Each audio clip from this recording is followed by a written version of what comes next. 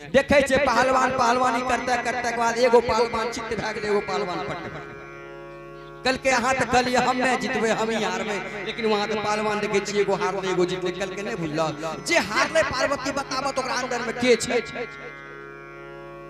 कल के ओकरा अंदर में तो वह शिव छे, आ कल के जे जितले ओकरा अंदर में के छे, कल के वो अंदर में शिव छे। अब बताबू तो हारले के जितले के, कल के मालिक समझ में आबि गेल।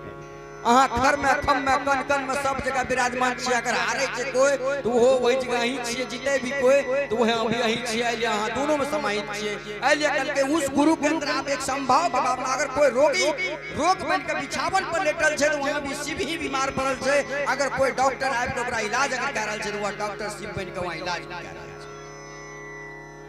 शिव में शाब्दिक तत्व एक चीज देखियो कि शिव में से एगो तालब से हर शिकार वो शिव है छे ने, हर शिकार के निकाल दो कुछ बन जाए सब मूर्ता का तक इलाज भेलै नहीं भेलै।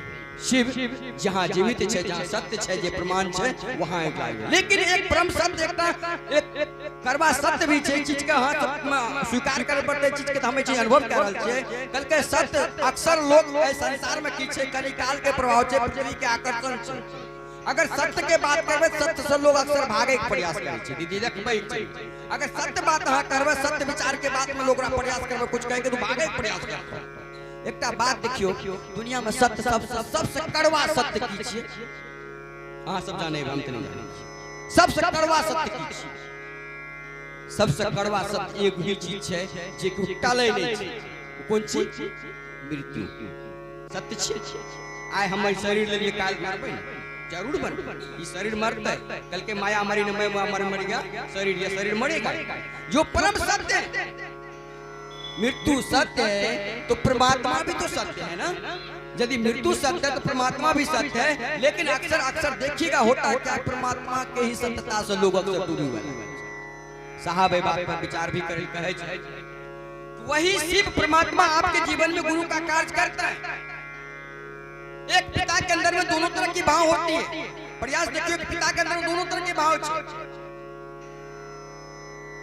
अगर कोई पिता के पुत्र पर अपन शासन के काम करे छे तो पिता समझ लियो वो जगह गुरु के कार्य करे छे। लेकिन वही जगह एक दुलार प्यार और स्नेह के काम करे छे तो वो जगह की पिता के काम करे छे।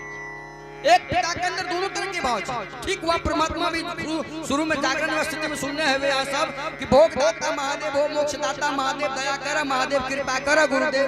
वह दया भी करते, वह कृपा भी करते हैं और वह भोग भी देता, वह मोक्ष भी देता। भोग कैसे देता? अगर हम आप निरंतर इस पृथ्वी के आकर्षण में चलते चलते उस बाबा को भोले बाबा कहकर पुकारते हैं, भोग दाता महादेव खूब भोगी कहिए भगवान से, महादेव से, हमरा बाबा, हमरा ये नहीं, हमरा वो ना, हमरा हे ही, हमरा हो करते रहिए, कहीं कोई दिक्कत नहीं। अगर उसी को कहते हैं महादेव आप मेरे गुरु हैं, तो वहां से हो जाएगा मोक्षदाता महादेव, वहां से होगा मोक्षदाता महादेव। जो कि गुरु हर हमेशा अपने शिष्य का हर तरह का एक उपाय प्रयास करे छे कि चेला हमारा समान केना भए जाए, हमर समान केना भए जाए। एही पे एक बार साहब श्री बड़े भैया जे राण साहब जब पूर्णिया रानी पत्राल रहे, वो जगह चर्चा में विचार में कहल रहे कल के अकल से भी नकल खुलता है, नकल से भी अकल खुलता है। नकल करके देखो नहीं, नकल करके एक बार देखो देखो कबीर साहब भी एक कहानी में बोले कि झूठ-मूठ के लिए सचमुच होए, सचमुच के लिए बिगले होए, और झूठ-मूठ खेले सचमुच होए, सचमुच खेले बिगले होए। कुछ और दूसर पंक्ति में जरूर मैं बताता हूं, पता नहीं। लेकिन साहब कल के कि नकल से भी अकल खुले छे, नकल करे के प्रयास होना चाहिए। एकटा बात करियो, नकल से केना अकल खुले छे? अहाँ कहते दीदी हमरा चूल्हा पारे ला नहीं आवे छे, पैर न दियो, त बगल वाला अपने के दीदी कहबे त एक दिन एतो चूल्हा पार देता। लेकिन अहाँ देखे के प्रयास जरूर करबे कि दीदी मट्टी में केना दे। आप देते देते एक दिन, दो दिन, तीन दिन, चार दिन, अगर नहीं पांचवा दिन अपने बोला बोला खूब मट्टी दिलबे लिए प्रयास करबे, दीदी एना बनल करे तो एना प्रयास करी छी हम रोसाई छी नहीं। अहाँ ओकर नकल देख लिए, नकल का अपन दिमाग अकल लगलिए तो वो जगह धीरे धीरे काल दीदी चूल्हा पार के अपने दिल कराया खुद अपने नकल है, क्या नहीं नकल। ठीक वैसे साहब कल करके अगर चाहते हो कि हम शिव के जैसा ही नकल मेरे बदन पर हो, मेरे इस अस्तित्व पर उतरेगा। कैसे उतरेगा? कल के साहब नकल कीजिए, अब नकल के लिए क्या है, आप अगर यदि शिव को गुरु बना लिए हैं तो उस परिस्थिति में एक तो चीज कही देखिए, आप मन को दोहराइए, मेरे महादेव ऐसे, मेरे महादेव ये, मेरे महादेव की मन स्थिति ऐसे, मेरे महादेव ऐसे बैठे, हम भी प्रयास करें महादेव के संग ऐसे बैठे। वहां से धीरे धीरे धीरे धीरे करके करत कर अभ्यास का जरमत हो तो सोना रस्सी आवाज जाता है सिल पर प्रतिशान। हमारा आपका प्रयास होगा, जैसे हमारा आपका निरंतर उस प्रयास में चलते रहेगा, धीरे धीरे उसका ज्ञान का परिमार्जन मेरे अंदर उतरना शुरू होता है। इसलिए कहते हैं कि वह समान रूप से दया भी करते हैं, वह कृपा भी करते हैं। अभी कहा ना स्तुति में जागरण में कहते हैं ना कि वो दया कर महादेव, वो कृपा कर महादेव। दया और कृपा में अंतर क्या? दया और कृपा में यदि लोग समझिएगा इस बात को कि दया और कृपा में अंतर क्या है, क्या होता है दया, क्या होता है कृपा, यहाँ थोड़ा समझने की बात है।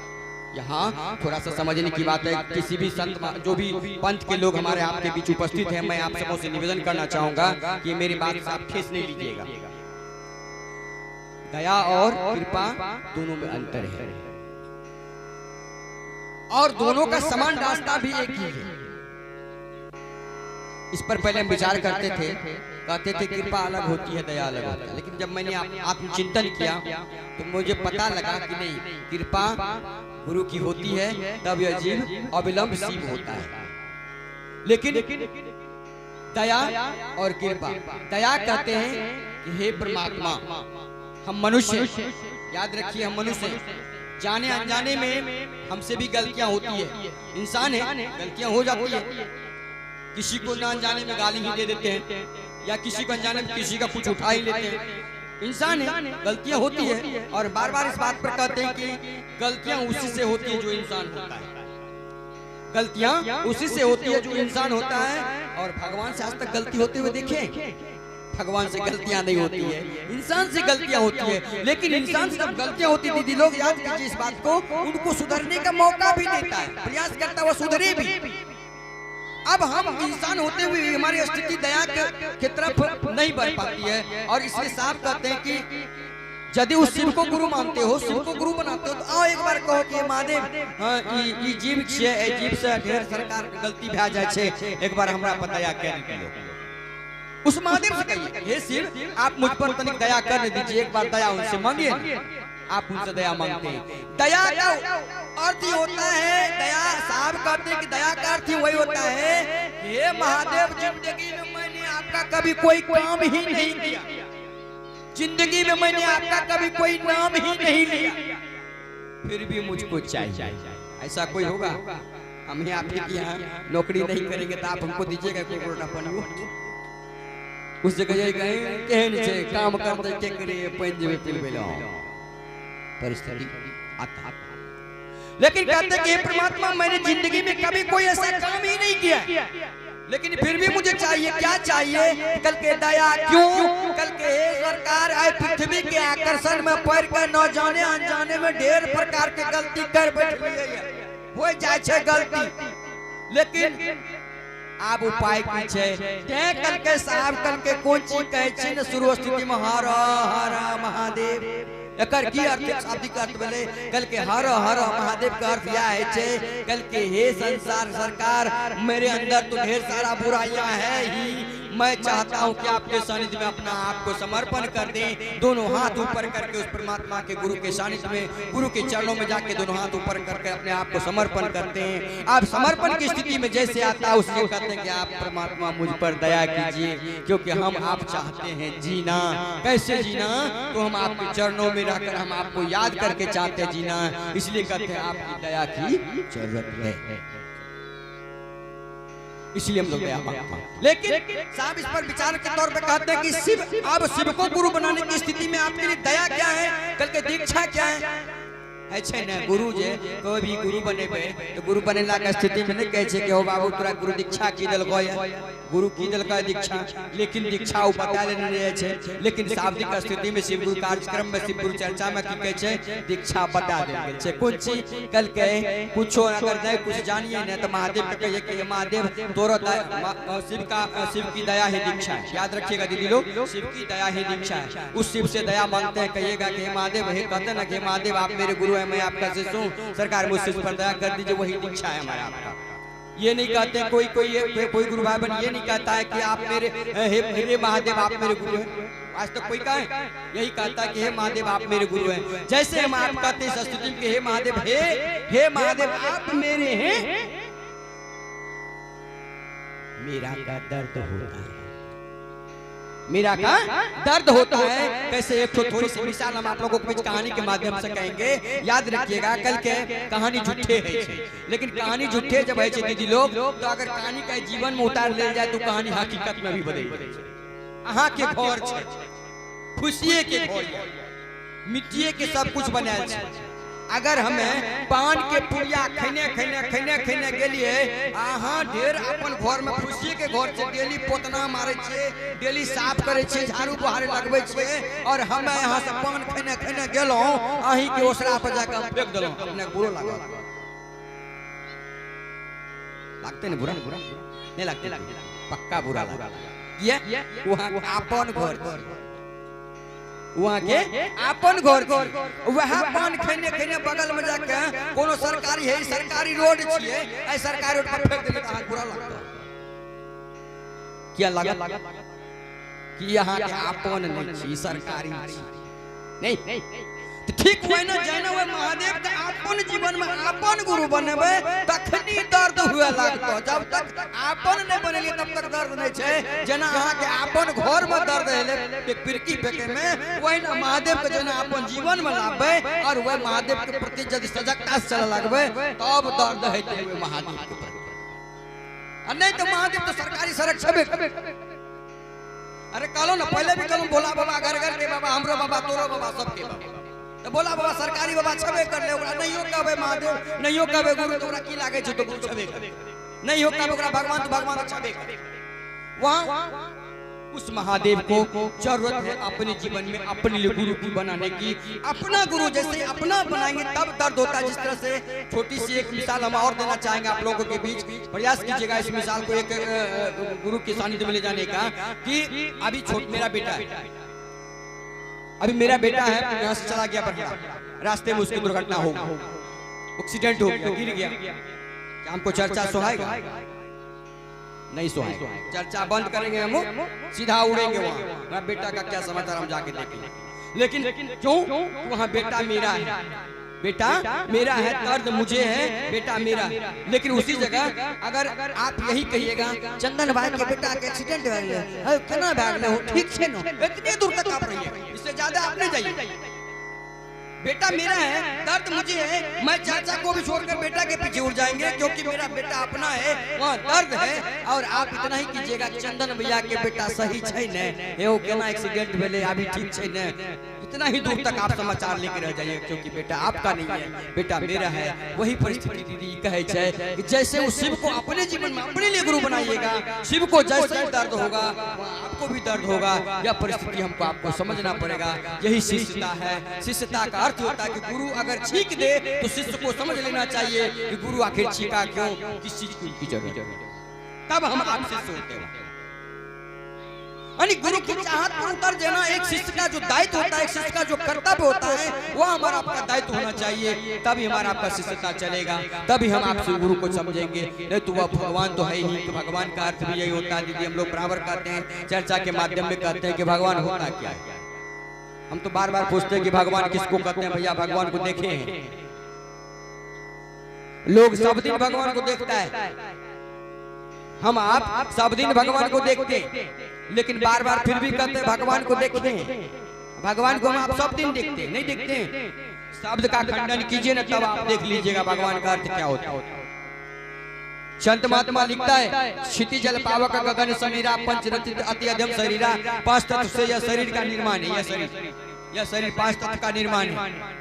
क्षिति जल पावक गगन समीरा पंच रचित अति अधम शरीरा, यह पांच तत्व का शरीर है। और उसी को हम लोग भगवान भी कहते हैं। भौ से होता है भूमि, भूमि मतलब पृथ्वी, क्षिति मतलब संत महात्मा लिखता है क्षिति, क्षिति मतलब पृथ्वी।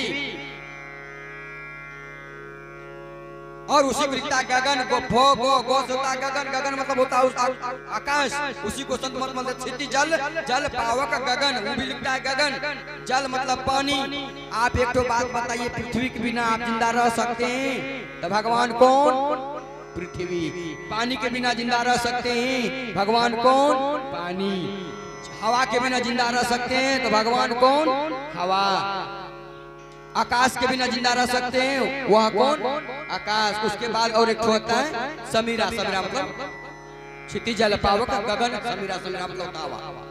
ये 5 तत्व जो है, 5 तत्व के बिना हम जीवित नहीं रह सकते। यही तो है, अगर हम आप नहीं है तो कोई कुछ नहीं। तो भगवान हमारे आपके अंदर है। आप इस चीज को जरूरत है समझने की, क्योंकि कहा भी जाता है मनुष्य के अंदर मानवता होनी चाहिए, मनुष्य के अंदर विवेक होना चाहिए। आप कैसे विवेक जगेगा, कैसे इस मानवता हमारा आपका जगेगा? थोड़ी कुछ नहीं, यही शरीर में सब कुछ है। कल के ककरो 10 टकिया आकर गिरल छे न, मन में लोभ नहीं छे, कहू ककरो 10 टकिया छे जकर छे अपन उठा के ला जेते, भाग ले सतजुग। सतजुग के कोई देख लिए? सतयुग के नहीं देखलिए केहन दे सत छी अपना के कलयुग में। कल के दे 10 टकिया केकरो अगर गिरल छै त अगर 10 टकिया केकरे नै उठेलिए, मन हमर शुद्ध छै ओटा नै जकर छै अपन उठैते हमर नै छै उ त भाग ले सतयुग। आ यदि चुपचाप उठा के राख लेलिए भाग ले कलयुग। एही मोने पर सतयुग कलयुग दोनों खेल खेल रहल छै। मन को समझाना, इसलिए कहते हैं आप बराबर करते हैं मन को समझाइए। जिस दिन हमारा आपका मन समझ लेगा कि सही मायने में परमात्मा शिव हमारे आपके लिए गुरु है, तो आप तीनों सूत्र करने लगेंगे। तीनों सूत्र क्या है? बराबर साहब कहते हैं आप उस शिव से कहते हैं निरंतर, दिन प्रतिदिन निरंतर कहिए कि शिव आप मेरे गुरु है, मैं आपका शिष्य हूं, सरकार मुझसे इस पर दया कर दीजिए। और दूसरा है गुरु की विचार। दूसरा है गुरु के विचार। विचार क्या है? विचार स्थिति। जब हमारा आपका मनोशक्ति मजबूत होगा गुरु के सानिध्य में, हमारा आपका विचार चलेगा। तीसरा है गुरु को प्रणाम करने की प्रक्रिया। दीदी प्रणाम बहुत ही मैंने रखा साहब पर बराबर कहे छे प्रणाम क्या है? कल के प्रणाम एक प्राण मंत्र है। प्रणाम एक प्राण मंत्र है। और शिव को प्रणाम करते हैं किन बातों से? नमः शिवाय, नमः शिवाय, नमः शिवाय से। कैसे? कल के नमः शिवाय से जो प्रणाम करते हैं, नमः से सांस को ऊपरी दिशा में ले जाते हैं, ऊपर की दिशा। शिवाय से सांस को छोड़ते हैं, कहाँ? सांस को पुनः छोड़ते हैं, नमः से सांस को लेते हैं, शिवाय से छोड़ते हैं। और उसी बीच में साहब एक नमः शिवाय से प्रणाम करने का एक तरीका बताया, जो कि एक अचूक तरीका है। प्रयास कीजिएगा। हमने पहले भी कहा था नकल करने से अकल खुलता है। अब कैसे होगा? जैसे नकल करके हम गुरु को प्रणाम करने की स्थिति में आएंगे दीदी लोग, वहाँ प्रयास आपको करना होगा। क्या? कल के वही जगह स्थिति है, केहन स्थिति है? कल के जैसे हम आप गुरु के सानिध्य में बैठे हुए और गुरु से कह रहे हैं कि हे शिव आपको मेरा प्रणाम है। कौन मंत्र से? नमः शिवाय से। तो नमः से सांस को ऊपरी दिशा में ले जाइए और ऊपरी दिशा में ले जाकर के थोड़ी सी सांस को रोकिए वहां।